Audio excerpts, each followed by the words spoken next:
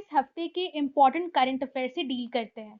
जून 18 को prime minister Narendra Modi ने 20 लाख करोड़ आत्मनिर्भर भारत अभियान के तहत एक अनाउंसमेंट की थी।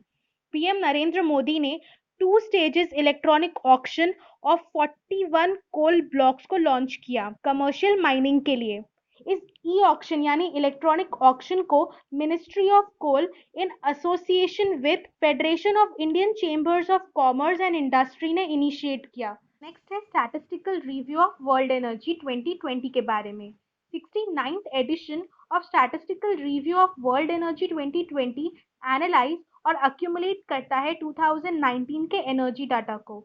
इस रिव्यू के हिसाब से यूके का oil giant and gas company BP India का सेकेंड मेजर मार्केट डिक्लेयर किया गया आफ्टर चाइना, जो कि प्राइमरी एनर्जी कंज्यूमर है। 2019 में चाइना को इस स्टैटिस्टिकल रिव्यू के हिसाब से largest consumer of primary energy in the world घोषित किया गया।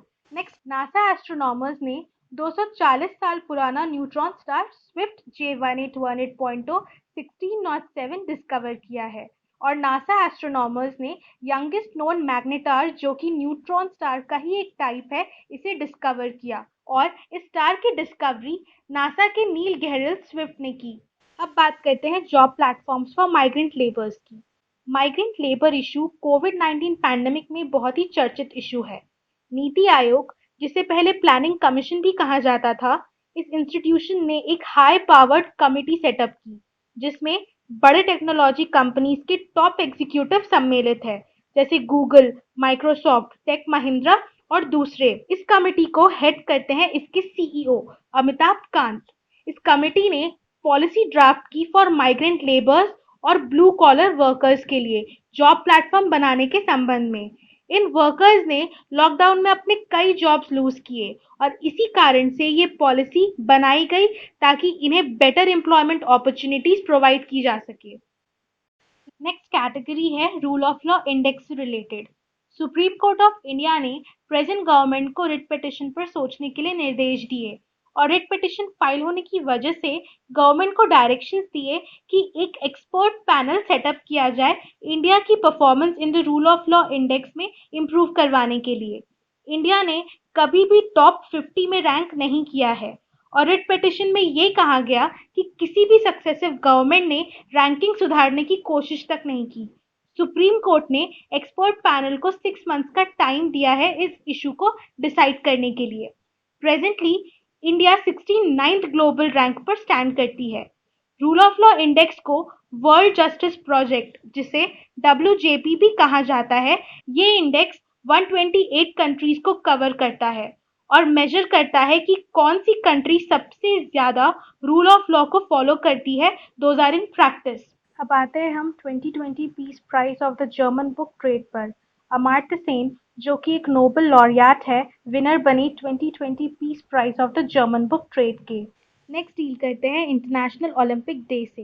इंटरनेशनल ओलंपिक डे पहली बार 23 जून 1948 में सेलिब्रेट किया गया था as the foundation day of international Olympic committee. अब मूव ऑन करते हैं अगले करंट अफेयर की तरफ, जो रिलेट करता है virtual India pavilion at Cannes film market 2020 से। हाल ही में information and broadcasting minister Prakash Javadekar ने वर्चुअल इंडिया पवेलियन को लॉन्च किया एट कांस फिल्म मार्केट 2020 में, जिसमें इंडिया का participation at Cannes film festival दिखाया गया। फेस्टिवल जून 22 से 26 तक सेलिब्रेट किया जाता है। कांस फिल्म फेस्टिवल ने इंडिया की तरफ से 2 मूवीज दर्शाई, मेघाट, जो कि एक मराठी मूवी है, और हेलारो, जो कि एक गुजराती मूवी है। 24 जून को HRD मिनिस्टर ने युक्ति 2.0 लॉन्च किया। Human resource and development minister Ramesh Pokhriyal Nishank ने युक्ति 2.0 को अप्रैल 11, 2020 को लॉन्च किया, जिसका मतलब है young India combating Covid with knowledge, technology and innovation 2.0, यानी युक्ति 2.0, जो कि एक वर्चुअल प्लेटफॉर्म पे हायर एजुकेशन रिलेटेड स्टार्टअप या इंस्टीट्यूशन को सपोर्ट करता है और इनोवेटिव टेक्नोलॉजीज को कमर्शियलाइज करने में मदद करता है। युक्ति 2.0 प्रधानमंत्री आत्मनिर्भर भारत मिशन को भी सपोर्ट करेगा। नेक्स्ट अब डिस्कस करते हैं 45th एडिशन ऑफ TIFF 2020 की।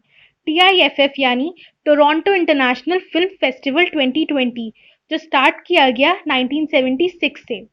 एक्टर्स जैसे प्रियंका चोपड़ा और फिल्म मेकर अनुराग कश्यप को नेम किया गया among 50 ambassadors 45th edition of Toronto international film festival के लिए। ये फेस्टिवल वर्चुअल प्लेटफॉर्म पे कंडक्ट कराया जाएगा सितंबर 10 से 19 के बीच, जो इंक्लूड करेगा physical screenings, digital screenings, virtual red carpets और प्रेस कॉन्फ्रेंसेस को। नेक्स्ट है ई ब्लड सर्विसेज ऐप के बारे में।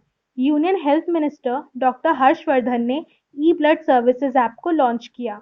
ये ऐप ई रक्त कोष टीम ऑफ CDAC यानी डेवलपमेंट ऑफ एडवांस्ड कंप्यूटिंग ने डेवलप किया। इस ऐप को डेवलप करने का एम था सेव ब्लड सेव्स लाइव्स। इस ऐप से सेव ब्लड शुरुआत में पूरे दिल्ली सिटी को दिया जाएगा जरूरत पड़ने पर। इस ऐप से ब्लड डोनेशन प्रोग्राम में ट्रांसपेरेंसी आएगी और ब्लड सेफली रखा जा पाएगा। रेड क्रॉस ब्लड बैंक ने भी कई ब्लड डोनेशन कैंप्स लॉन्च किए हैं और रेड क्रॉस ब्लड बैंक ने ब्लड डोनर्स के लिए पिक एंड ड्रॉप सर्विस का भी प्रबंध किया था। तो ये था इस वीक का रैपअप। ऐसे ही हर हफ्ते के एंड पे आपको वीकली करंट अफेयर्स मिला करेंगे और महीने के एंड पे इन्हीं वीकली करंट अफेयर्स में से हम एक मंथली क्विज करेंगे। तो हर हफ्ते के करंट अफेयर्स पाते रहने के लिए आप मेरे चैनल को सब्सक्राइब भी कर सकते हैं। उम्मीद करती हूँ कि ये वीडियो आपको पसंद आया हो। That's it for now. See you in the next class. Bye bye.